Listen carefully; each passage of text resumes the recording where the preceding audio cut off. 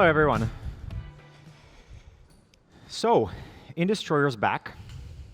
That's going to be the main subject of my talk today, but it's not going to be the only thing we're going to focus on. We'll also put the attack into perspective and cover also the context that it's happening, and also look at the other attacks that we've been seeing, that we've detected in Ukraine since the beginning of the Russian invasion, as well as in the past 8 years.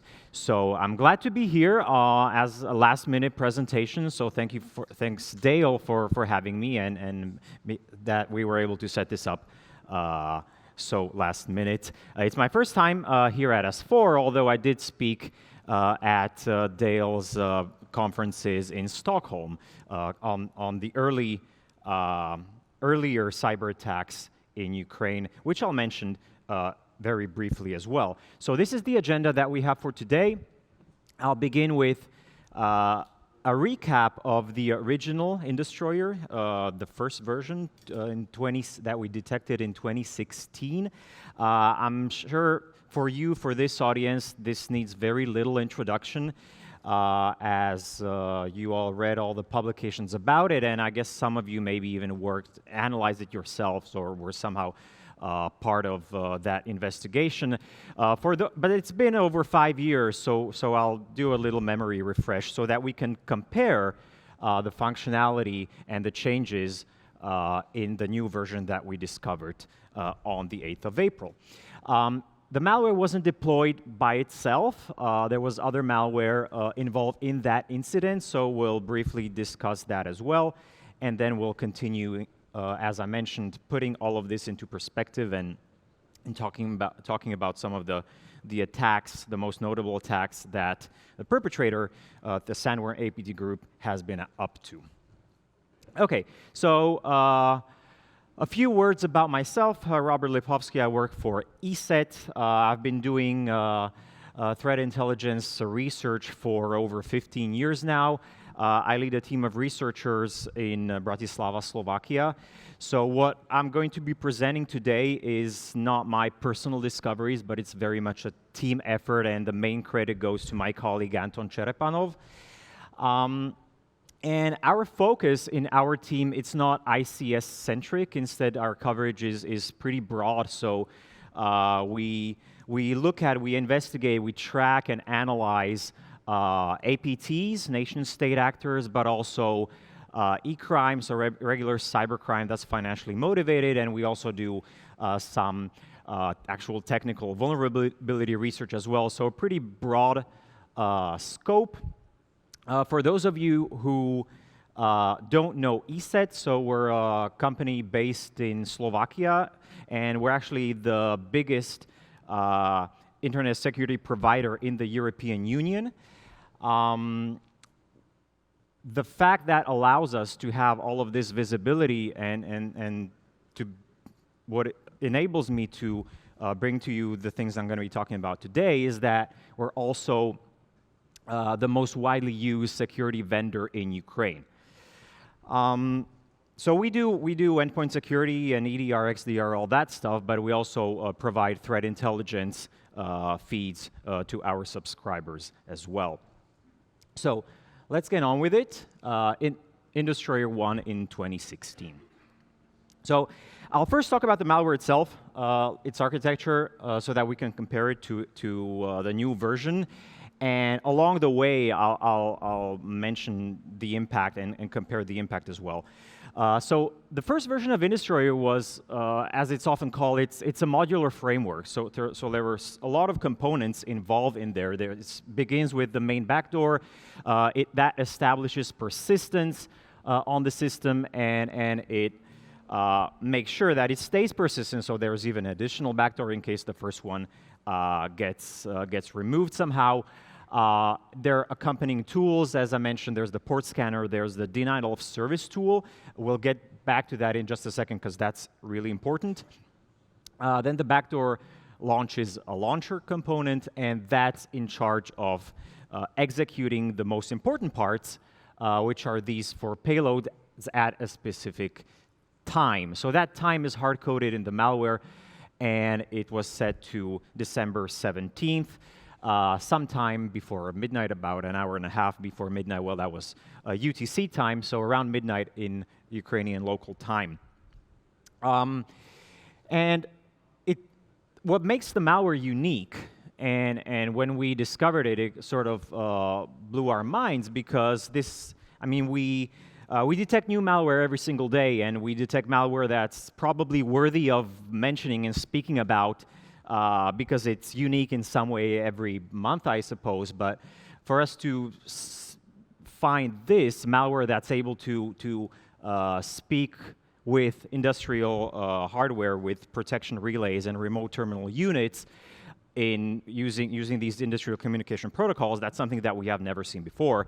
And Industroyer basically joined this elite league of malware that can be counted on the fingers of just one hand, that's directly affecting industrial hardware.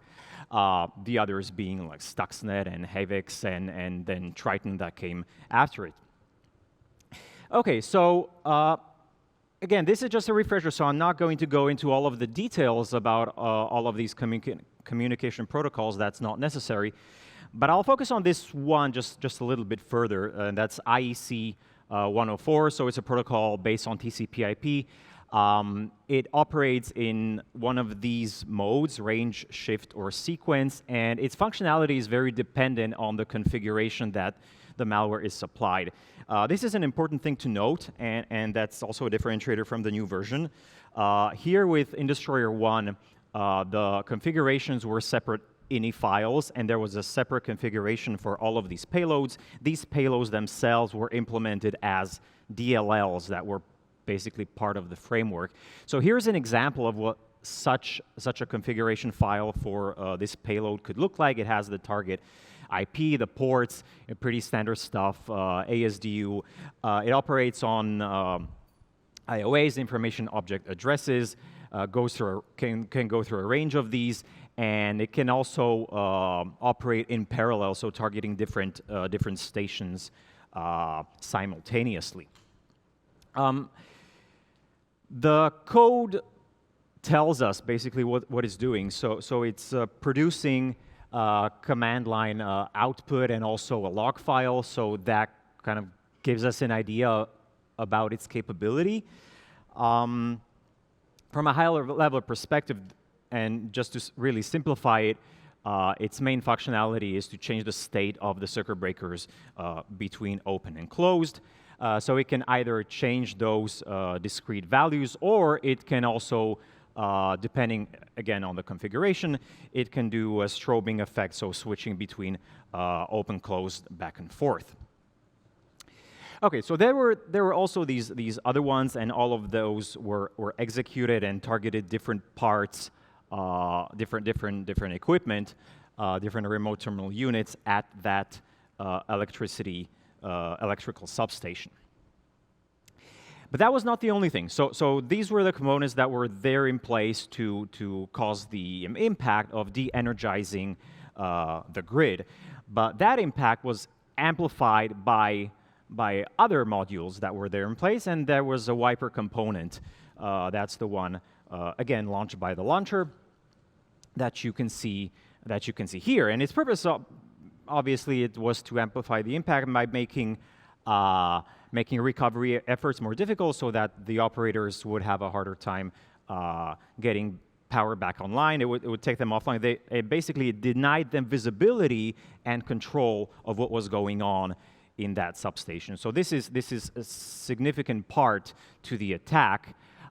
It was going after specific softwares, the specific machines running SCADA software, the examples that you can see here. So it was wiping the files that are the configuration files for some of these SCADA applications.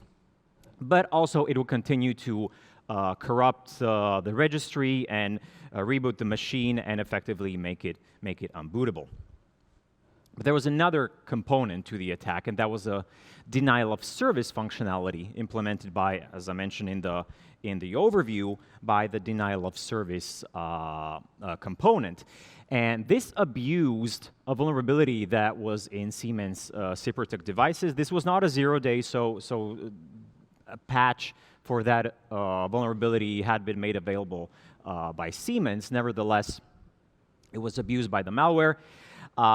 Technically, it's not that special. It's sending a specially crafted packet to UDP port 50,000. This is an example. This is actually what it looks like, and the effect of sending this is that, or the way that it causes the denial of service of these protection relays is that it effectively sends them into a firmware update mode. And as you're all very well aware, when you update the operating system on your phones or on your laptop, you pretty much can't use it, right? So that's the basic idea here with this exploit, that these protection relays would not be doing their job. And why were they doing that? Why were the attackers trying to do that? So we have the de-energization, we have the wiper module denying the operator's visibility and control, and then we have protection relays being taken offline. So when the attackers would go into manual mode and try to restore power during the incident, then this could have the potential of causing physical damage to equipment. All that being said, all this capability is in stark contrast with what was actually achieved by Industroyer. So it did cause a blackout. The blackout lasted for about 1 hour, but I think we can all agree that that's not the worst that they could have done. And the intended impact, the intended damage that they were trying to cause was much, much, much larger. So with that, let's move on to Industroyer2. This was a collaboration with CertUA. So thanks to them, we were able to analyze the malware, and they also released their report on it. So that's the screenshot that you can see here. And really a hat tip to them for being able to thwart the attack and to basically mitigate it and not allow another blackout to happen. They certainly learned a lot of their lessons from the past. And when I said that Industroyer, the first version, didn't achieve its goals, well, Industroyer2 didn't even achieve that. So that's a positive thing. So in terms of impact, some of those things have already been published. I think we can all appreciate the sensitive nature of all of this. So, for example, I'm not going to name the affected company. It's a regional electricity distributor. So in Ukraine, they call them Oblenergos, from Oblast, which is a region.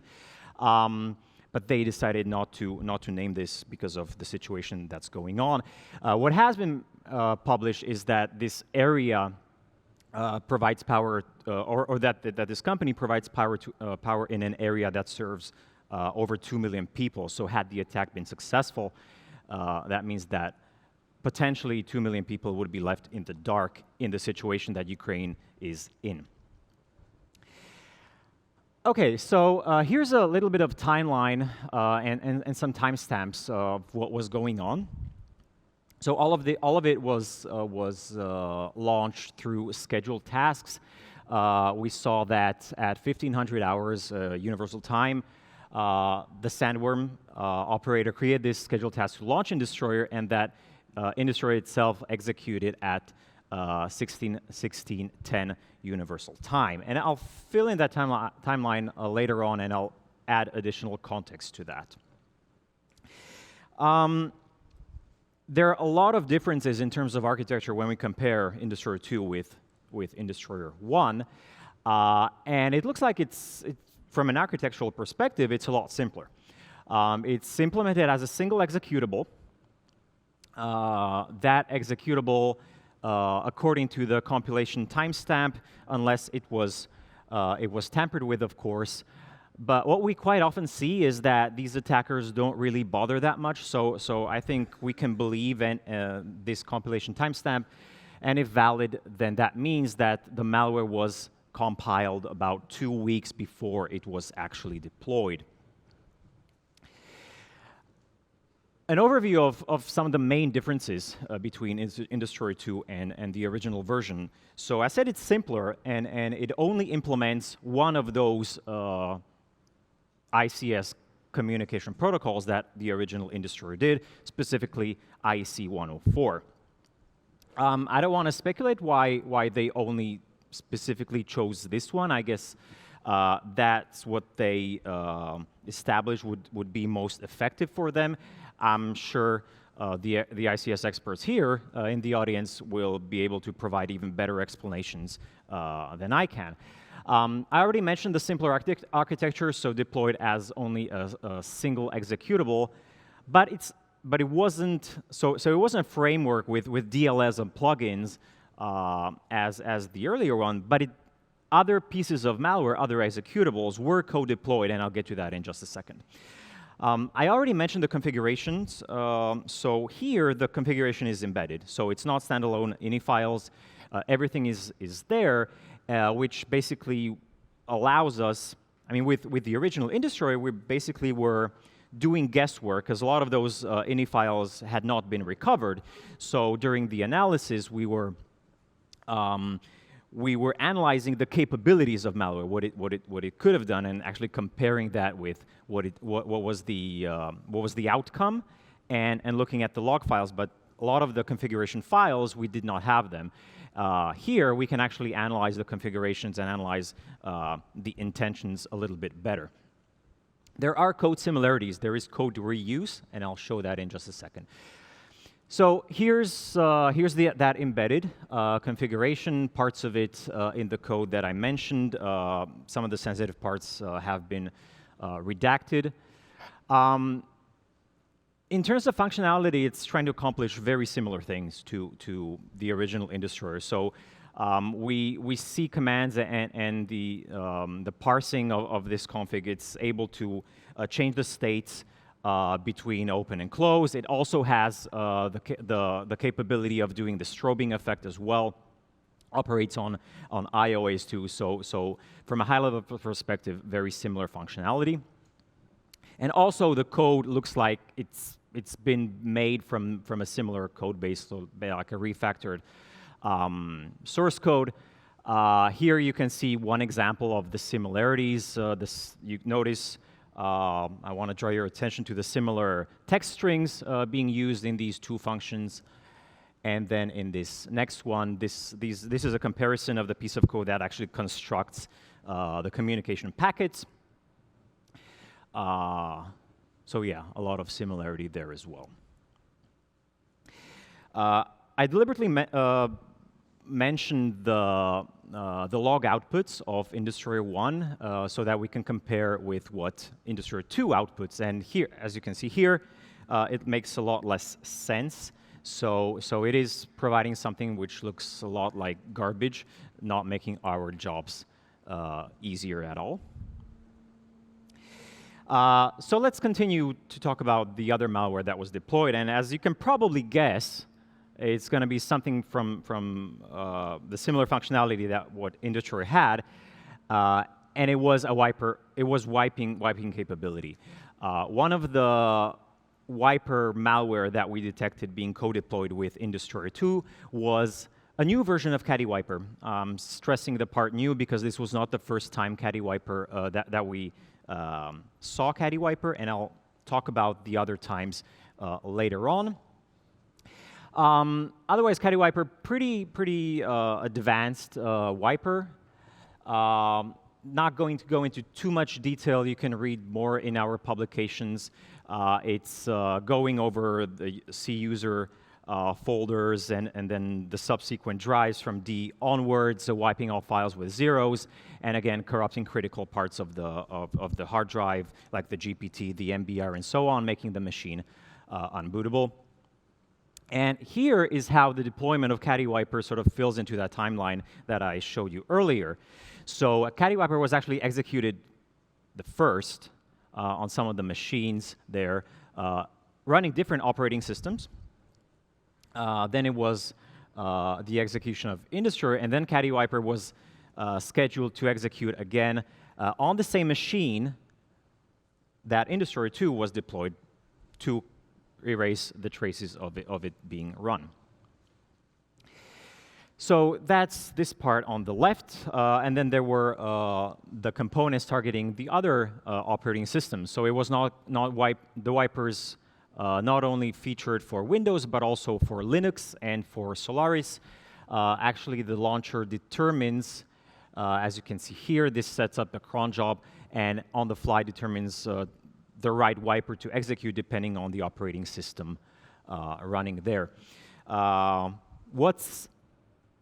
What's interesting here, one more thing to note, is that with Caddy Wiper, not only it was a refreshed version, but it also used a new execution chain, and the launcher for Caddy Wiper was actually a modified, a patched version of the IDA Pro remote debugger.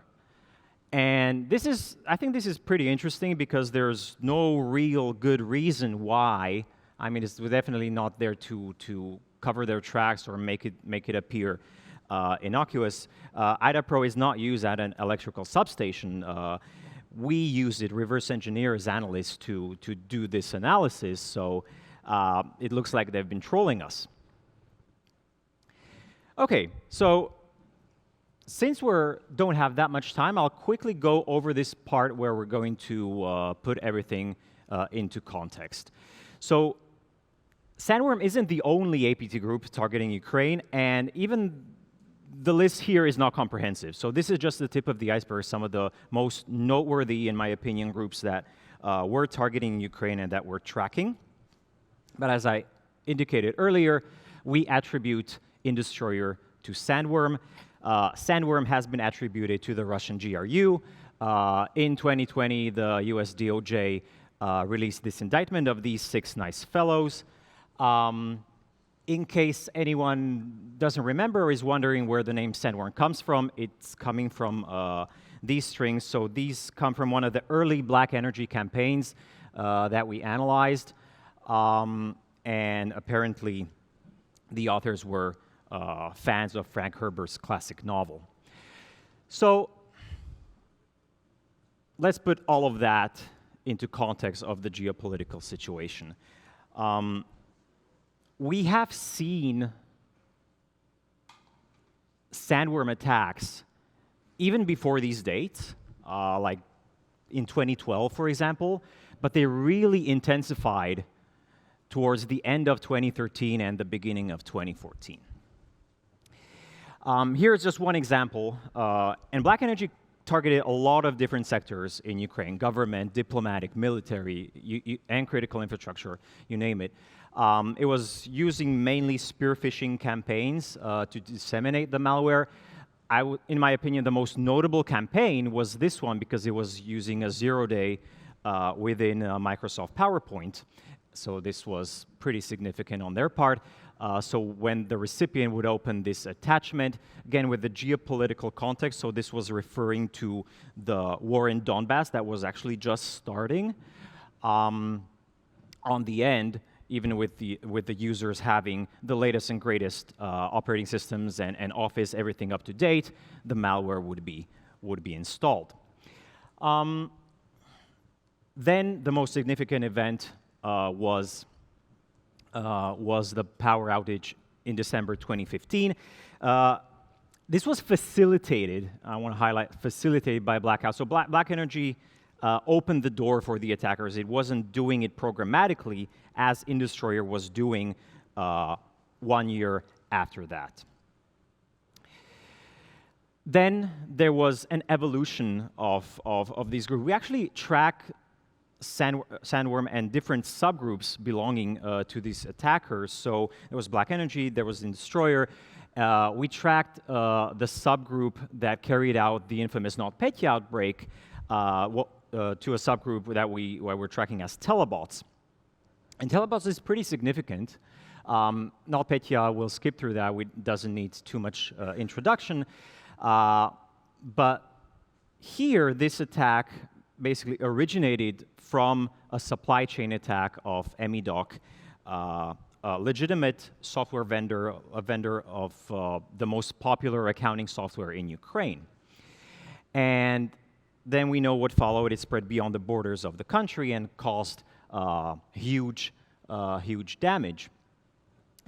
But that allowed us to put together pieces of the puzzle, because when we discovered and analyzed, and then even as we published our findings on Industroyer, at the time we weren't actually attributing it to Sandworm. It was the most plausible, the most probable explanation. I mean, it makes sense when an APT group targets the same types of targets as the incident in 2015. It makes sense. I mean, you would kind of expect that. And there were some low confidence indicators being around, but there was no there was no concrete evidence to actually confirm these claims, and that proof was actually we found it in April 2018 with XRML. So XRML was a backdoor deployed by the Telebot subgroup, which we were able to attribute to Sandworm, and that allowed us to link it with Industroyer. So there was actual code similarity with the Industroyer main backdoor. Okay, so then moving on to more recent events.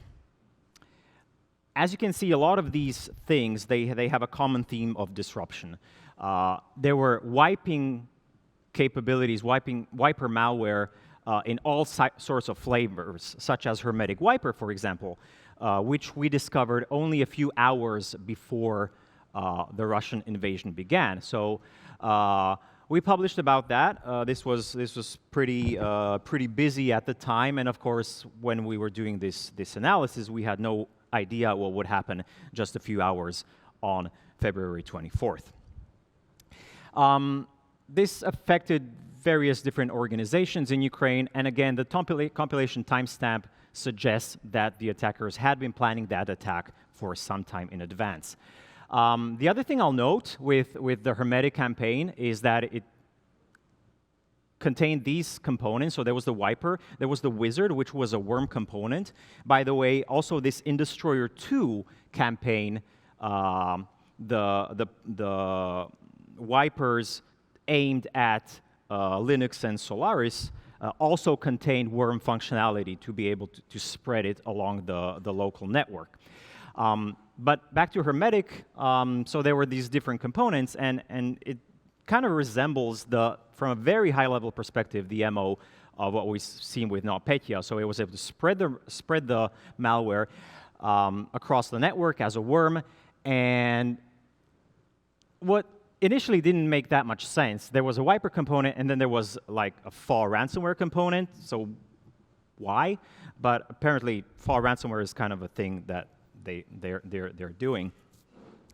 This is the ransom message. These are some Easter eggs hidden in the code.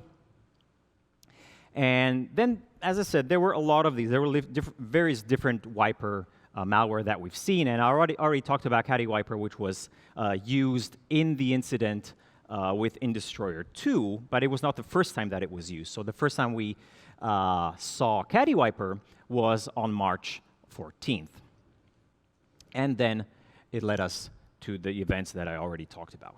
So to wrap this all up, the attackers, Sandworm, they're trying to accomplish two main objectives with all of their attacks. The first category is espionage and data collection, and the other type is the destructive capability for sabotage, for signaling. These two are not mutually exclusive. So in a lot of the cases, we will see that they are doing espionage, trying to collect data, and then pave the way for the more visible attack for the disruption. Okay, so with that, we're almost at the end. What do we do about it? Well, obviously, we detect the malware, and we also provide threat intelligence to our subscribers. But we also, since it's such an important topic, we also like to share publicly. So you can find a lot of those publications here on our blog, welivesecurity.com, and on our Twitter, ESET research.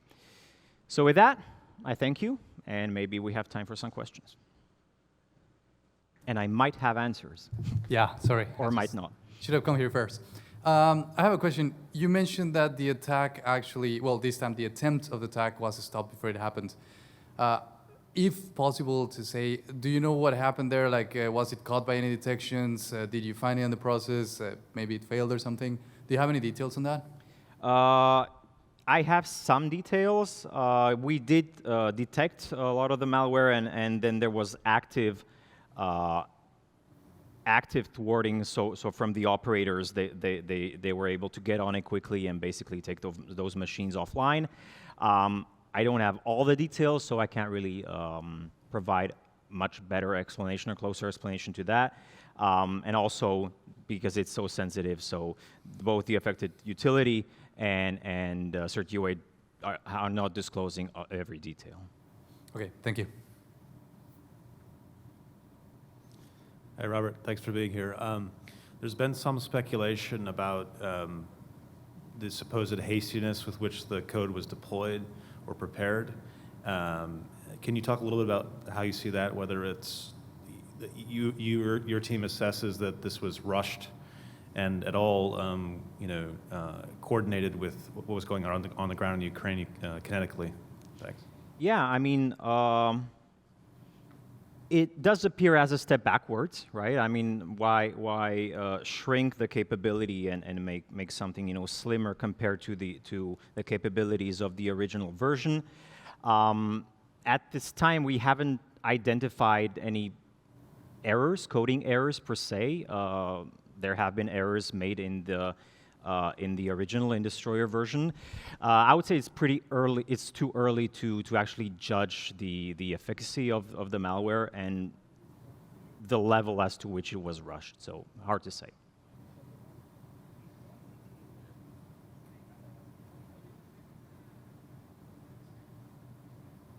Okay.